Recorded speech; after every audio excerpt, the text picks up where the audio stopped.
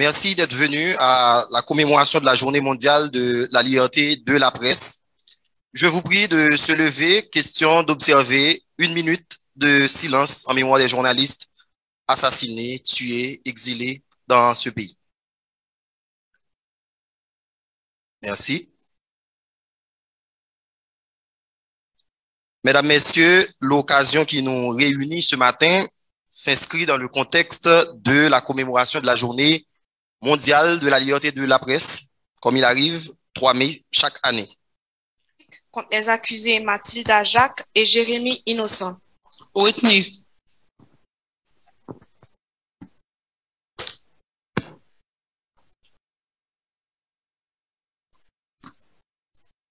Madame la greffière, veuillez noter pour nous que, conformément aux dispositions de l'article 242 du Code d'instruction criminelle, que l'accusé comparaît libre et qu'il est seulement accompagné de gardes pour l'empêcher de s'évader. Voilà. Est-ce que vous n'avez pas d'autres choses à ajouter concernant le récit que vous venez de nous faire ici? Bon, et je peux dire que cet homme, il est un grand criminel. Il est plus méchant que la méchanceté. Non, écoutez, vous avez prêté serment de ne pas parler avec haine. Non, je ne parle pas avec haine, ouais. Honorable magistrat. Il faut respecter Il n'est pas encore criminel tant qu'il n'a pas été déclaré coupable. Il n'est pas encore un criminel. Il faut respecter le principe de la présomption d'innocence. Je suis un humain. Cela m'a déplu. Honorable magistrat. C'est un acte odieux. Honorable magistrat. Non, vous êtes là pour dire la vérité, honorable mais pas pour qualifier les faits. Je dis la vérité. Je parle avec cœur, pas avec haine. Oui. Honorable magistrat. Oui, maître. Honorable magistrat. Oui, vous avez la parole. Je sollicite la parole, merci. Et magistrat, je demanderai à votre greffier de noter que ce témoin a prêté serment pour parler sans haine, de dire la vérité. Maintenant, vous avez constaté, tout le monde a constaté qu'il parle avec une méchanceté du jamais vu. Il a déjà jugé notre client qui est ici présent. Veuillez noter pour nous. Honorable magistrat, si vous permettez, le ministère public. Partie civile, le témoin est à votre disposition. Merci, magistrat. Non, nous n'avons pas de questions pour le témoin à charge. Le témoin est à la disposition du Conseil de la défense.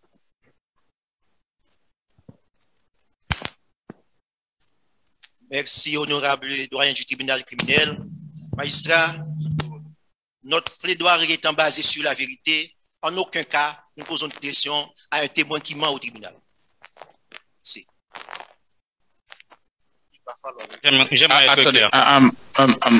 Attendez, monsieur le témoin. Oui. Merci, monsieur le président du tribunal. Magistrat, le témoin, c'est celui qui a vu ou entendu. Il a bien dit, ils ont grandi ensemble, même parti. Et jusqu'à aujourd'hui, c'est avec ce même parti, il est la magistrat pour dire au tribunal. Et celui qui est en train de juger est très respectueux dans ce quartier et jusqu'à son implication dans cette salle. Il est là pour témoigner, pour dire au tribunal. Et ce monsieur est un homme d'honneur, de dignité, très respectueux dans son quartier, et c'est pourquoi magistrat nous demande au tribunal d'écarter l'objection de nos amis du ministère public et de continuer à auditionner ce témoin qui a déjà commencé à donner la vérité et à constater sans haine magistrat ou d'autres magistrats à votre greffier d'acter les propos de ce témoin qui est en train de dire la vérité pour votre tribunal. Honorable magistrat, le conseil de dire la vérité. Sinon, il peut être poursuivi pour faux témoignage. D'accord. Merci, magistrat. Maintenant, souffrez que... Conseil de la défense. Notre demande magistrat est basé sur l'article 255 du Code de l'instruction. Soit vraiment sur les accusation. soit pour attester cet homme de probité et c'est irréprochable. Voici la référence de notre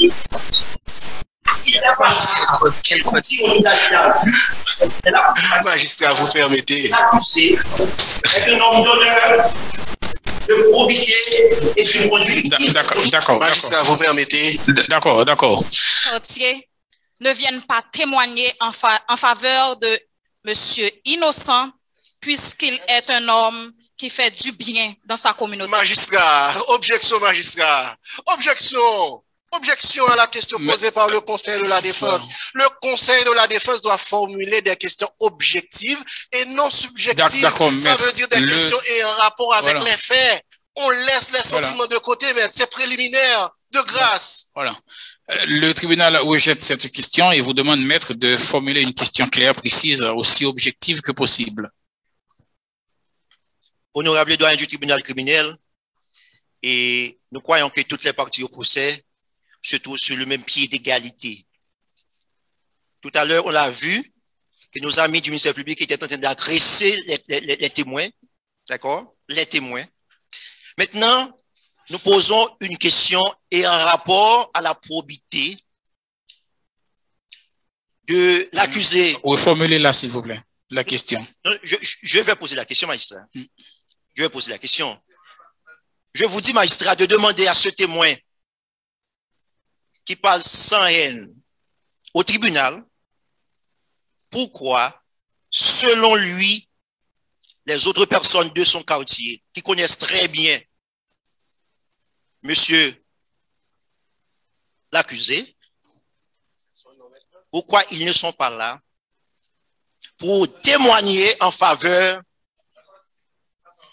de cet accusé. Oui. Pourquoi, selon vous, les autres personnes du quartier ne sont pas venues témoigner le cas échéant? La partie civile va se trouver dans la situation de demander à l'honorable président du tribunal criminel de faire application de l'article 261 parce que c'est un témoin qui fait de fausses déclarations et les fausses déclarations sont prévues et punies par le présent code de procédure pénale. Merci, magistrat. Merci, maître. Magistrat, malheureusement, et à chaque fois que les amis d'en face prennent la parole, nous devons répliquer parce que nous sommes du côté de la défense. Magistrat, et pourquoi nos amis d'en face ont peur de la déclaration, du témoignage de ce témoin qui dit la vérité? Pourquoi ils ont peur? Nous sommes là pour la vérité, magistrat. N'est-ce pas le témoin, maître? Magistrat, c'est ça, magistrat. D'accord. Le tribunal est là pour entendre la vérité, rien que la vérité. D'accord. Merci. D'accord, maître. Voilà. Oui, moi reconnais moi faire le système métier. C'est un métier pour vivre avec famille. Oui, moi reconnais moi tout yel. Oui, moi reconnais moi mettre famille en deuil. Mais moi là devant juge la kounya pour me répondre à moi. Qui ça ouvre en plus? Avec autant de banalité, magistrat, dans la civile, n'a pas de question. N'a plus de question. D'accord. Maintenant, l'accusé est à la disposition de son conseil.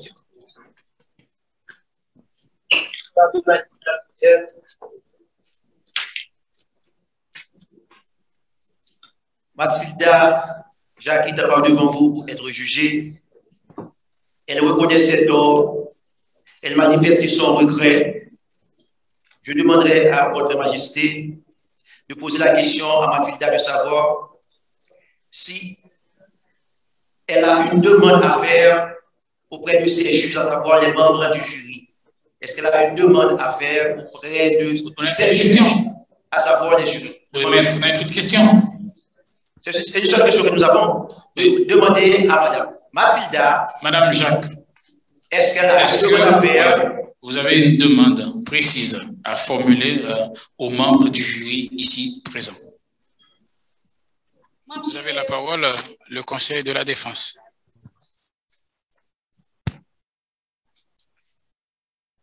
Merci, honorable doyen du tribunal criminel, de nous donner la parole pour assurer la défense des deux accusés ici présents. D'abord, magistrat, nous avons écouté avec intérêt la plaidoirie des amis du ministère public et nous avons retenu deux choses. D'une part, ils ont dit, et nous répétons, le cas d'assassinat de Paul Atala, c'est l'assassinat de la liberté d'expression. Nous sommes d'accord. C'est notre point de vue aussi. Ils ont dit, et nous répétons, le droit à la vie, c'est lorsque la vie est protégée. Et par rapport à ça, nous avons une question à nos amis. S'ils représentent le gouvernement qui doit protéger la vie, qu'est-ce qu'ils ont fait? Aussi, magistrats, nous avons vu des images ici. Il s'agit de Jean-Dominique, Néhémie Joseph, Diego Charles, Antoinette Duclerc, etc. Les images sont là. Nos amis du ministère public n'ont pas vu ces images. Pourquoi? Parce qu'ils savent très bien que nous avons une question à leur demander, à leur poser, à savoir, qu'est-ce que vous avez fait de cette cas d'assassinat dans le pays? Nous ne vous demanderons pas d'acquitter, mais de donner un verdict d'espoir.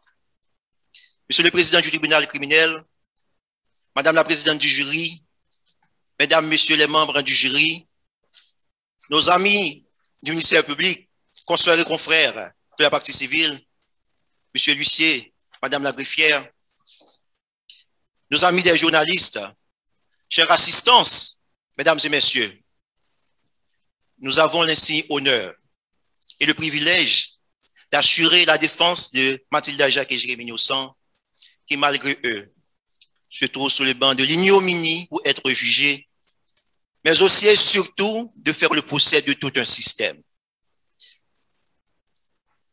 De prime abord, monsieur le président du tribunal criminel, madame la présidente du jury, mesdames, messieurs les jurés, nous vous demanderons de faire un effort très grand, celui d'écouter notre plaidoirie, qui est le cri de toute la société. Et cette société, magistrat, vous allez voir, c'est nous qui la défendons, pas nos amis d'en face. Ramenez l'accusé, magistrat. Magistrat, je voudrais avoir votre écoute.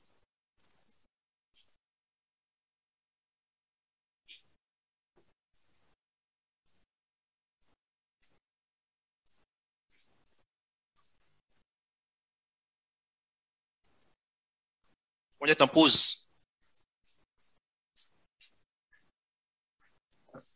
Merci, monsieur le doyen du tribunal criminel. Je disais, cette société, c'est nous qui la défendons dans ce procès. Ramener l'accusé dans la communauté des hommes, même si c'est un monstre, même si c'est le pire des salauds. Je vais faire aimer l'accusé, ou au moins éviter qu'on le déteste. Cette phrase, empreinte d'humanité, prononcée par maître Henri Leclerc dans la défense de Véronique Pougeot, accusé de triple infanticide, découpé une peine d'emprisonnement de 8 ans au lieu de la peine maximale. Pourquoi ne pas ramener Mathilda et Jérémie dans notre communauté lorsque nous savons qu'ils ne sont pas des monstres impitoyables? Madame la présidente, mesdames, messieurs les jurés, avec humilité et sagesse, nous nous adressons à vous. Vous avez entre vos mains la vie, la dignité et l'honneur de ces deux accusés qui se trouvent sur les bancs de l'accusation pour être jugés malgré eux.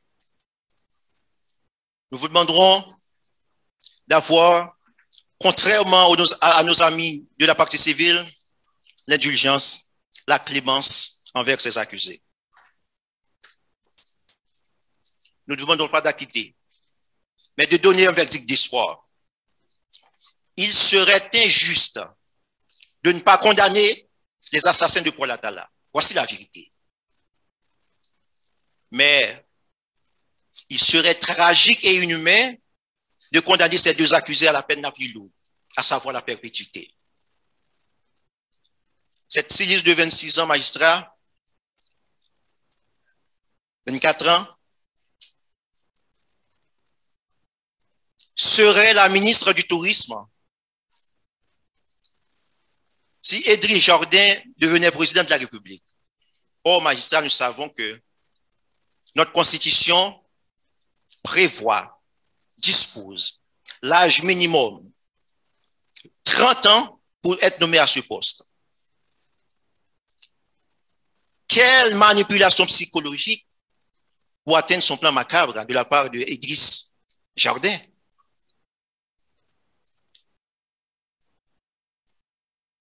Jérémy Innocent, magistrat, ce jeune commerçant de 32 ans, à qui le poste du ministre de l'économie et des finances serait confié. Si Idriss Jardin gagnerait les élections au second tour, mais à condition que Paul Atala ne continue son enquête. C'est ça, magistrat, que nous appelons un discernement altéré. C'est ça que nous appelons, magistrat, une contrainte morale. Nos amis de la partie civile ont dit, et nous répétons, que cet acte aurait été motivé par la folie de pouvoir. Bien sûr, nous disons la même chose. Idriss Jardin est un malade, un obsédé de pouvoir qui joue avec la vie des gens comme le chat joue avec sa souris. Après la lecture de l'ordonnance de renvoi et de l'acte d'accusation, le doyen du tribunal criminel a fait ce rappel aux accusés. Vous allez entendre les charges qui seront produites contre vous. Ce membre des phrases est d'une importance capitale, en ce sens que nos amis du jury ne doivent pas se laisser influencer par les rumeurs, par l'opinion publique, et cette opinion publique qui a déjà condamné ces deux accusés à la peine capitale, à savoir la perpétuité. Si aujourd'hui, Idriss Jardin n'est pas ici pour être jugé aux côtés de ces accusés, c'est tout simplement parce que l'État institutionnalise l'impunité. Et parce que nous sommes là aujourd'hui, magistrats, nous sommes là, magistrats, pour faire le procès de ce système d'impunité, de faire le procès de ce système qui est en agonie. C'est Roland Dumas qui le dit. Ce qu'il y a de meilleur dans l'avocat, c'est qu'il soit là quand il n'y a plus de personne. Nous sommes là aujourd'hui pour défendre ces deux accusés. Nous ne devons pas les laisser à la perdition, nous devons les sauver. Honorable doyen du tribunal criminel, mesdames, messieurs, membres du jury, vous qui êtes des juges de fait, soyez célèbres pour de bonnes raisons. Ne le sont pas nos amis à la perdition, nos accusés, il faut les sauver. C'est le célèbre avocat Vincent de Bory-Diaferi qui le écrit magnifiquement. Pour rendre justice, mieux vaut protéger les portes du palais du vent de la rue. Il ne faut pas céder aux sirènes de l'opinion publique, mes chers amis. Les sirènes de l'opinion publique, c'est comme les sirènes des autorités de nos jours qui n'ont d'utilité que dans le dérangement de la tranquillité des citoyens et non pas pour sauver leur vie. Où étaient ces autorités quand on assassinait Paul Atala? Bien sûr, nous voyons que nos amis du jury ont une attention bien soutenue. Vous voyez, ils prennent des notes de nos arguments. Mais ce qui est essentiel pour les accusés et pour nous, Conseil de la défense, c'est votre délibération dans le silence et dans le discernement. Ne vous laissez pas influencer par le réquisitoire des désespoirs de nos amis d'en face et par la demande haineuse et inhumaine de la partie civile qui ont demandé de ne pas reconnaître la clémence, de ne pas reconnaître le pardon. Mais qui êtes-vous pour ne pas pardonner? C'est Jésus-Christ lui-même qui avait demandé à son Père de pardonner aux pauvres d'esprit, à l'instar de Mathilde Jacques et Jérémy Innocent. Père, pardonne-leur, car ils ne savent pas ce qu'ils font. Honorable doyen du tribunal criminel, mesdames, messieurs les jurés, nous sommes aujourd'hui 2 mai. entre la période de Pâques et la Saint-Yves. Et en ces deux périodes, magistrats, c'est l'indulgence et le pardon qui doivent caractériser votre verdict.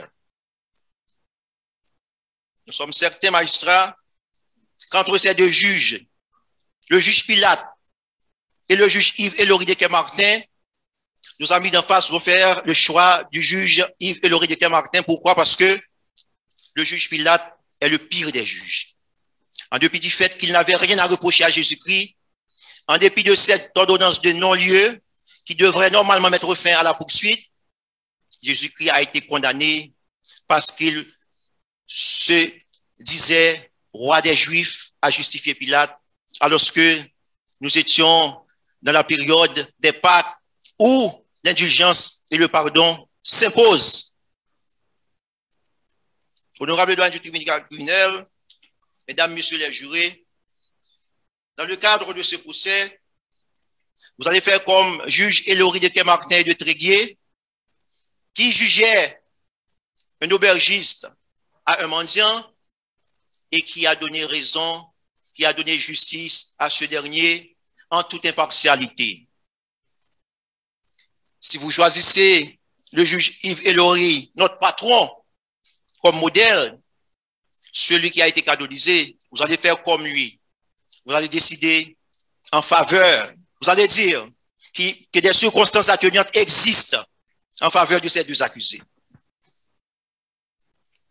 Dans les années 80, magistrats, mesdames, messieurs les membres du jury, honorable présidente, Olivier Meyer, jeune stagiaire, avait été commis d'office pour assurer la défense d'une jeune femme prostituée. Et il a dit, et nous citons, cette jeune femme se prostitue pour acheter sa drogue. Mais si elle se drogue, c'est pour oublier qu'elle se prostitue. Cette phrase libératrice a permis la relaxe de cet accusé. Et si vous faites une comparaison, magistrat, dans le cas de ces deux accusés, vous allez voir s'ils représentent la drogue dans ce crime. Idriss Jardin, l'auteur intellectuel, en est la drogue. Ils sont considérés, magistrats, ces accusés, comme de la peste, comme des monstres de la société, parce qu'ils se trouvent aujourd'hui sur les bancs de l'infamie. Où est Idriss Jardin, qui est l'auteur intellectuel?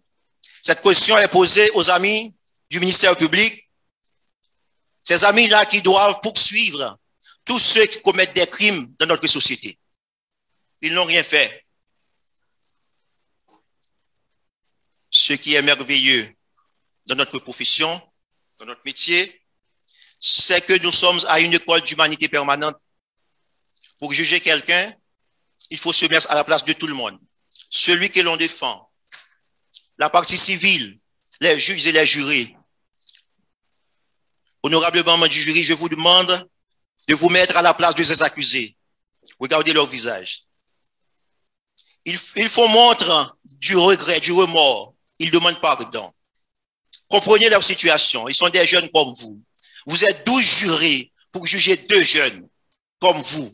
Et si vous regardez dans le miroir, vous ne verrez que Mathilde Jacques et Jérémy Innocent qui vous demandent de leur pardonner. Moi, nous, dans notre conseil de défense, nous nous mettons à la place des jurés que vous êtes. Nous nous sommes dit que vous aussi, vous êtes à cette école d'humanité permanente parce que vous avez le cœur pour pardonner. Et vous allez pardonner, vous allez reconnaître qu'il y a des circonstances atténuantes en faveur de ces accusés. Dans la défense de Michel Chevalier en France, en 1972, dans le procès de Bobigny sur l'avortement, l'avocat de la défense, à savoir M. Gisèle Halimi, pour parler de l'injustice de la justice, a dit, et nous citons, c'est toujours la même classe, celle des femmes pauvres, vulnérables économiquement et socialement, cette classe des sans-argent et des sans-relations qui est frappée. Cette phrase a permis à Maître Halimi de toucher au plus profond du cœur des juges et de libérer Michel Chevalier et sa fille. C'est ça notre école d'humanité permanente, honorable doyen du tribunal criminel des accusés.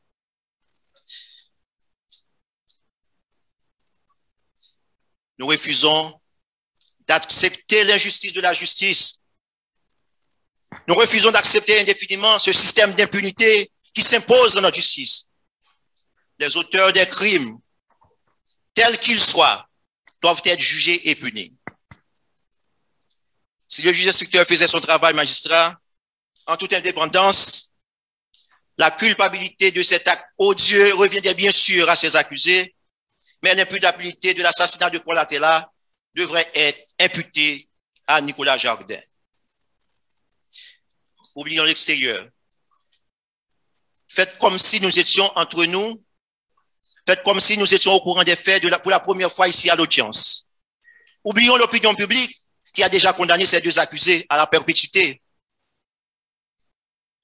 On dit d'un accusé qu'il est cuit quand son avocat n'est pas cru. Nous disons la vérité. Nous devons être crus.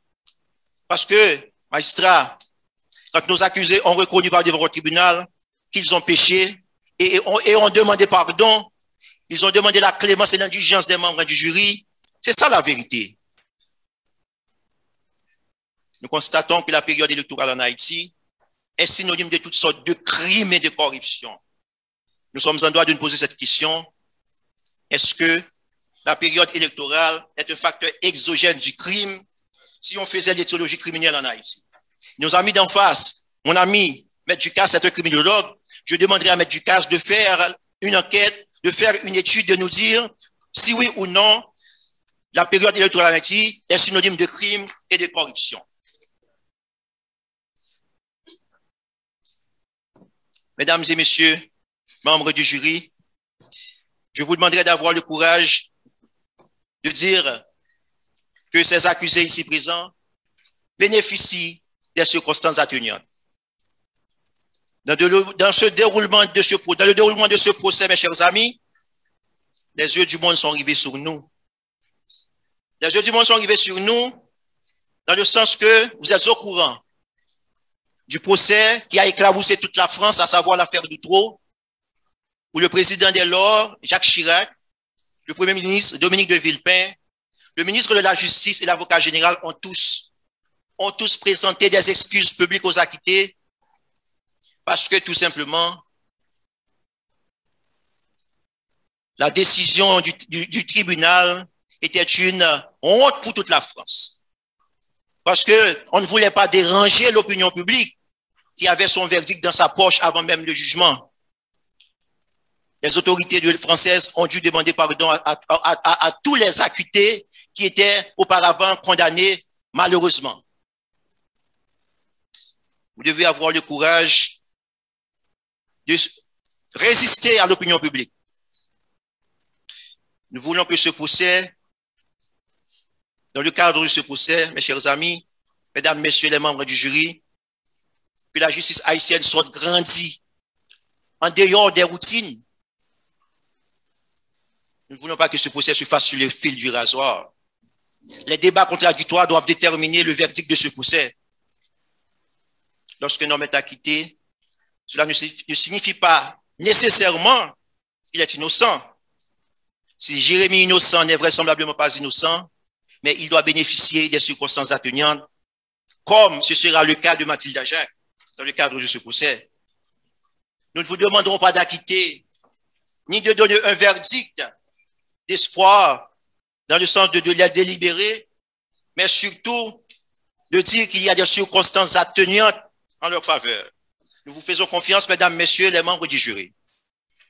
Heureusement, nous sommes en présence d'un jury exclusivement composé de jeunes pour juger 2 jeunes. 12 jurés pour juger 2 jeunes. Mesdames et messieurs, les membres du jury, dans le cadre de ce procès, vous êtes les seuls juges qui doivent déterminer le verdict du tribunal. Madame, Monsieur, les représentants du ministère public, à bon droit, vous faites le procès de ces 2 accusés, alors que nous, de notre côté, non seulement nous défendons ces 2 accusés, mais aussi, surtout, nous faisons le procès de tout ce système d'impunité. Et parce que nous faisons le système de procès de ce système qui est en agonie, nous défendons bien sûr toute la société. Et parce que nous défendons toute la société, Cette société nous demande de vous poser des questions, mesdames, messieurs, représentants du ministère public. Cette société vous demande pour combien de temps ce système d'impunité régnera-t-il dans le pays? Pour combien de temps? Les journalistes continueront d'être assassinés dans l'exercice de leurs fonctions, dans l'indifférence totale de l'État. Mesdames, messieurs, les représentants du ministère public, la société vous demande dans combien de temps elle finira d'avoir peur. La société a peur, le pays a peur parce que vous n'avez rien fait contre l'insécurité. Mesdames, messieurs les jurés, nous ne vous demanderons pas d'acquitter, mais de donner une décision d'espoir. Vous n'êtes pas là pour la vengeance publique, mais pour un verdict populaire, ce n'est pas la même chose. Ne rajoutez pas de la peine à la peine de ces accusés. Il faut avoir de la compassion, de la clémence et de l'indulgence envers ces accusés. C'est Victor Hugo qui le dit, mes chers amis. Souvent, la foule trahit le peuple. Or, dans ce procès, le peuple ne veut pas être trahi. Or, dans ce procès, le peuple ne veut pas être trahi. C'est pourquoi vous êtes choisis, parce que vous êtes des gens de bien.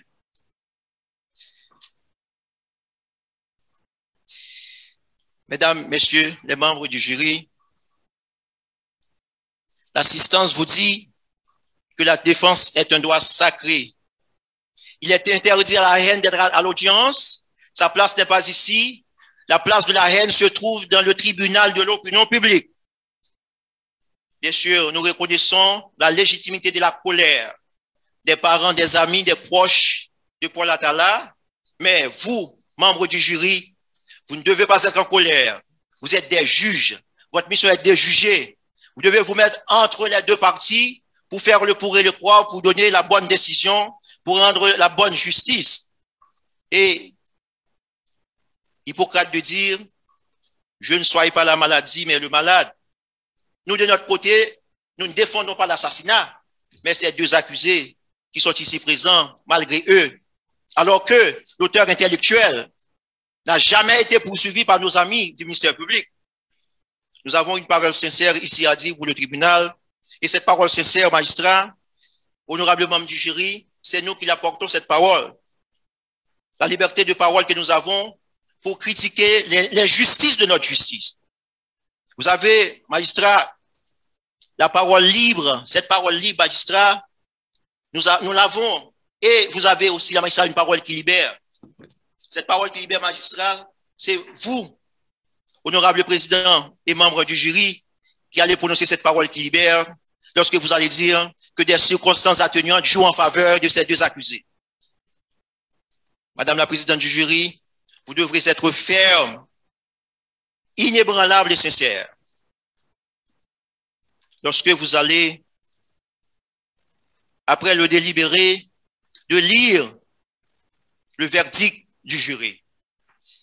Et nous sommes dans une situation où nous sommes agressés par le temps. Nous sommes agressés par le temps. Nous sommes obligés de prendre la mesure de la situation et d'écouter notre plaidoirie parce que c'est ce que veulent les responsables de cette activité. La femme aux yeux bandés, magistrat, si elle le paie et la balance, il ne voit personne. La femme aux yeux bandés ne voit personne. Elle ne voit pas si c'est Jérémy Innocent ou c'est Edric Jardin qui est poursuivi par devant la justice. Dans le cadre de ce procès, pendant que la bouche accuse, le cœur absout, le cœur pardonne. Le cœur absout, magistrat, le cœur pardonne. Lorsque le cœur voit que toute l'assistance est d'avis qu'il y a des circonstances atténuantes en faveur de cet accusé. Et parce qu'il y a des circonstances atténuantes en faveur de ces accusés, le Conseil de la défense fait cette demande. Pourquoi? Nous avons fait cette demande, pourquoi? Pourquoi?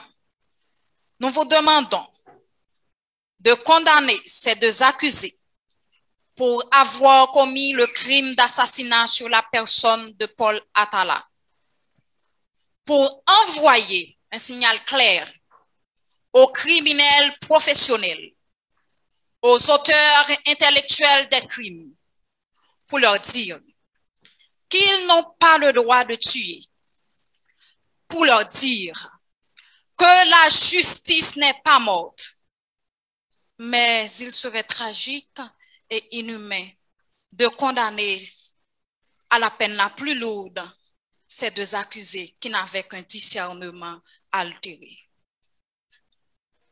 Madame la présidente du jury, mesdames, messieurs les jurés, sachez que le sang ne se lave pas avec le sang, mais avec les larmes.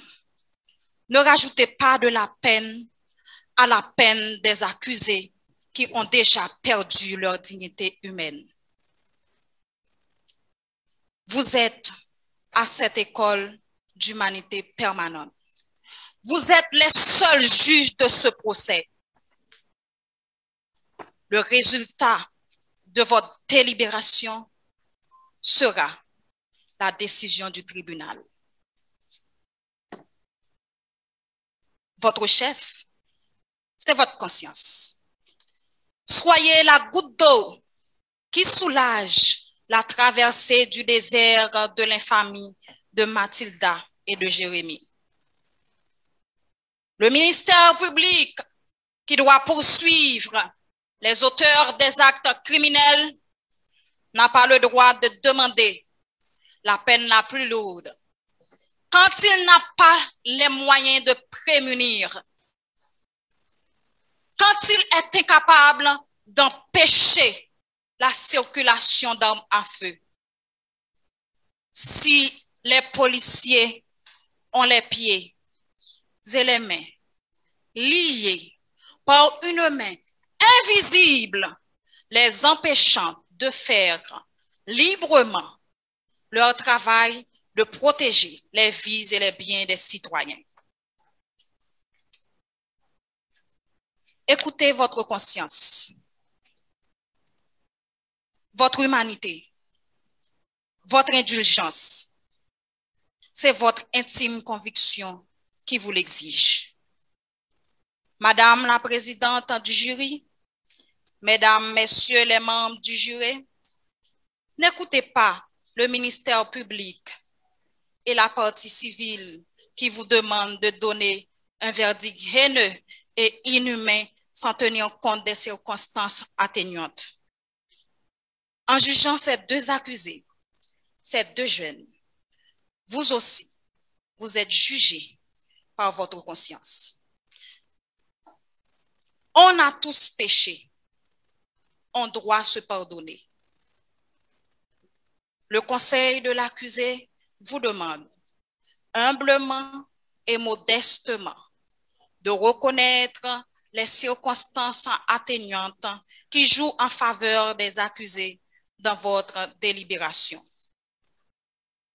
Monsieur le président du tribunal criminel, étant donné que les circonstances atténuantes jouent en faveur des accusés, après le vote du jury, le Conseil de la défense vous demande de condamner Mathilda Jacques et Jérémie Innocent à 10 ans d'emprisonnement conformément aux articles 19 et 382 du Code pénal, sans oublier le bénéfice de la loi de l'Espinasse qui joue en faveur des accusés. Ce faisant, ce sera droit et justice. Merci de votre écoute. Je vous en remercie. Voilà. Maintenant, le Conseil de la défense, vous avez la parole. Merci, honorable président du tribunal criminel. Tout d'abord, nous devons une fière chandelle aux honorables membres du jury, à la présidente qui a lu de manière fidèle la déclaration du jury, et ces juges de fait ont reconnu qu'il y avait effectivement des circonstances atténuantes jouant en faveur de ces accusés. Nous remercions infiniment l'indulgence, le pardon et l'humanité des membres du jury. Honorable doyen du tribunal criminel, 15 ans d'emprisonnement, alors qu'on reconnaît qu'il y a des circonstances atténuantes. Dans ce procès magistrat, dans ce procès, si Paul Atala est la victime meurtrie, ces accusés sont les victimes meurtrières. Ils sont les victimes meurtrières. Pourquoi nous disons ça, magistrat? Parce qu'ils ont été manipulés par un tout-puissant, un politique, et on a entendu dans cette salle, qui pourrait porter plainte contre Edith Jardin, tellement il est puissant. Edith Jardin, magistrat, considère le système judiciaire comme étant son jardin. Il considère ce système judiciaire comme étant son jardin. Honorable doyen du tribunal criminel, vous savez, Socrate, après sa condamnation à mort, avant de boire la ciguë, il a à dire, les lois d'Athènes sont justes. Ce qui est injuste, ce sont les hommes qui m'ont condamné. Ce qui est injuste, ce sont les hommes qui m'ont condamné. Dans le cas qui se présente, magistrat, nous disons que les lois haïtiennes sont aussi justes parce qu'il y a l'article 382, qui reconnaît les circonstances atténuantes. Et parce que cet article reconnaît les circonstances atténuantes, nous disons que cet article du Code pénal haïtien est juste. Et par rapport à cette justesse, magistrat, nous disons qu'il faut condamner de préférence ces accusés ici présents parce que ils ont reconnu avoir été effectivement les auteurs matériels de ces crimes, de les condamner à 10 ans d'emprisonnement conformément à l'article 19 du Code pénal haïtien. Maintenant, par rapport à la demande de nos amis de la partie civile, 20 millions de goudes, vous voyez, magistrat, et quand ils ont dit 20 millions de goudes, notre pauvre Mathilda s'est retournée contre lui pour nous dire, maître, où est-ce que nous allons trouver cet argent? Magistrat, pour être juste dans ce que nous faisons, nous disons, parce qu'il y a des victimes, nous reconnaissons qu'il y a des victimes, parce qu'il y a des enfants en bas âge, effectivement, et qu'il faut éduquer, soigner, etc. Humblement, modestement, magistrat, nous demandons à vous, maintenant, vous êtes le juge qui juge, après la délibération du jury, nous vous demandons de condamner ces accusés à 2 millions de goudes, 2 millions de goudes, et ce faisant, ce sera une bonne et valable application de la loi. Merci. Je vous en prie, maître. Le tribunal veut noter pour nous que le conseil, suite à la déclaration des membres du jury vous déclarant coupable des faits d'assassinat, il revient au tribunal après les débats d'appliquer la peine. C'est en ce sens que le tribunal, tout en respectant le verdict du jury de reconnaître à votre égard des circonstances atténuantes, vous condamne à 15 ans d'emprisonnement et aussi de vous condamner à indemniser la famille de la victime, notamment son enfant, à 10 millions de goudes. Maintenant, vous avez le droit de ne pas accepter ce verdict, hein, si tel est le cas. Vous êtes libre d'exercer un pouvoir en cassation contre le dit jugement. Si dans le cas contraire, vous acceptez cette décision, je vous demande de vous armer de beaucoup de courage puisque vous allez passer 15 ans derrière les barreaux, puisque vous devez absolument payer pour, évidemment, le tort que vous avez causé non seulement à la société, mais aussi à la femme et à l'enfant de M. Attal, même si vous avez exprimé des regrets, des remords, mais ceci n'empêche pas que vous devez payer à la société pour le tort que vous avez causé. Voilà. Si vous n'avez pas rien à ajouter, le tribunal vous exhorte à beaucoup de courage pour cette période douloureuse. Il serait injuste de notre part de n'en pas payer les conséquences. Alors, magistrat, nous acceptons notre peine. Bon courage à vous.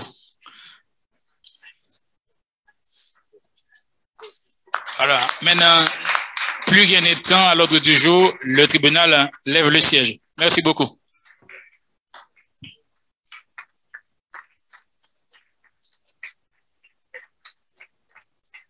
Travail acharné pour sa contradiction, pour ses refus, pour ses conciliations, le tout ayant abouti à l'œuvre que vous avez eue aujourd'hui. Maître Jean Barnave Chéron. Et je demanderai à Maître Natessa de me faire l'honneur et le privilège de remettre à